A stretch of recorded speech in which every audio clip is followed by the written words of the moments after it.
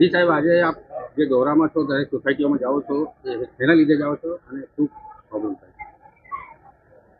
આજે આ ત્રીજો રવિવાર છે અને ઉધના મત વિસ્તારની અંદર, ઉધના ઝોનની અંદર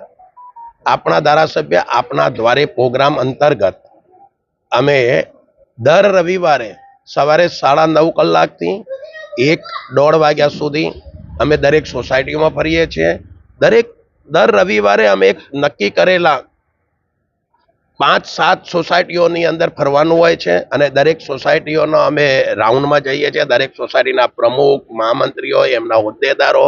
સાથે સાથે સોસાયટીની બહેનો, સોસાયટીના પરિવારો, આ બધા જ અમારી સાથે જોડાય છે અને સોસાયટીને લગતા દરેક પ્રશ્નોની રજૂઆત થાય છે. આ પ્રશ્નોની રજૂઆતમાં આ ત્રીજા રવિવારના અંતે અમને એટલો ખ્યાલ આવે છે કે નાની પરચુરણ, નાના મોટા ઘણા બધા પ્રશ્નો એવા છે કે જાહેર જીવનને લગતા હોય, યા તો પરિવારને લગતા હોય, નાની મોટી સમસ્યાઓને લગતા હોય અને પ્રાઇમરી જે આપણી સુવિધાઓ છે એને લગતા હોય. ગટર, પાણી, રોડ, રસ્તા, સ્ટ્રીટ લાઇટ, એની સાથે સાથે કચરાની વ્યવસ્થા, આ બધી જ વ્યવસ્થાઓને ધ્યાનમાં રાખી અને અમે જે તે એજન્સીઓ, જે મહાનગરપાલિકાની હોય કે પછી ઝોનની હોય, તો આ દરેક વસ્તુઓ દરેક અધિકારીઓને કહી અને તાત્કાલિક ધોરણે આ સોસાયટીના રહીશોને પડતી મુશ્કેલીઓનો સામનો કઈ રીતે કરાય અને એનું સોલ્યુશન કઈ રીતે આવે એ દિશામાં અમે આગળ વધીએ છીએ. સાથે સાથે નવી પ્રોબ્લેમ એ બી છે કે આ અમારા સીમાંત પરિવારો છે, એને કે મધ્યમ વર્ગીય પરિવારો છે આ એરિયામાં, અને એ મધ્યમ વર્ગીય પરિવારોની અંદર રાશન કાર્ડની બહુ મોટી તકલીફ છે. રાશન કાર્ડમાં કેવાયસી નહીં થવું, રાશન કાર્ડની અંદર નામો સુધારણાની વાત આવે, આધાર કાર્ડની અંદર નામ સુધારણાની વાત આવે અને એના અનુસંધાનમાં આધાર કાર્ડ બન્યા પછી પણ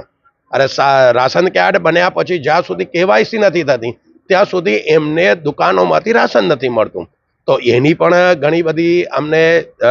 રજૂઆતો મળી છે અને એના માટે અમે અમારા શહેરના યાને કે વિસ્તારના આ તાલુકાના જે બી અમારા મામલતદાર છે,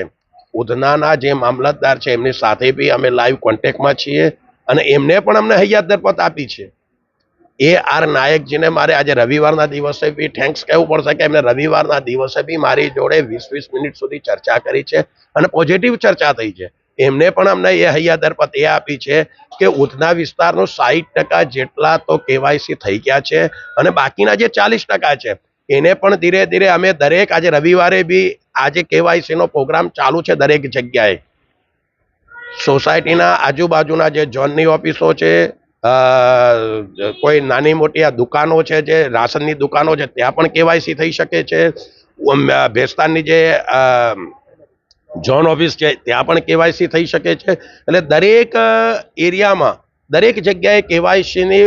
વ્યવસ્થા ગોઠવેલી છે સરકાર તરફથી અને જેટલું સ્પીડમાં અને ઝડપી કેવાયસી થશે એટલે લોકોને રાશન લેવામાં, રાશન મળવામાં દુવિધાઓ ઘટતી થશે. આપણા ક્ષેત્રના વિધાનસભા ક્ષેત્રમાં પબ્લિકને શું કહેવા માંગશો નાગરિકોને? આ જ વસ્તુ છે કે જે પ્રજાએ અમને પ્રેમ આપ્યો છે, પ્રજાની વાતો સાંભળવા માટે અમે આજે પ્રજાની વચ્ચે જ્યારે જઈએ છીએ એટલે પ્રજા હરખગેલી થાય છે. પ્રજાને માત્ર ને માત્ર એટલું જ લાગે છે કે અમારી વચ્ચે અમારા પ્રજાના મતોથી ચૂંટાયેલો પ્રતિનિધિ અમારા બોલાવ્યા સિવાય સામેથી અમારી વચ્ચે જ્યારે આવે છે એનો એમને ઘણો બધો આનંદ છે અને અમે આ જ વસ્તુ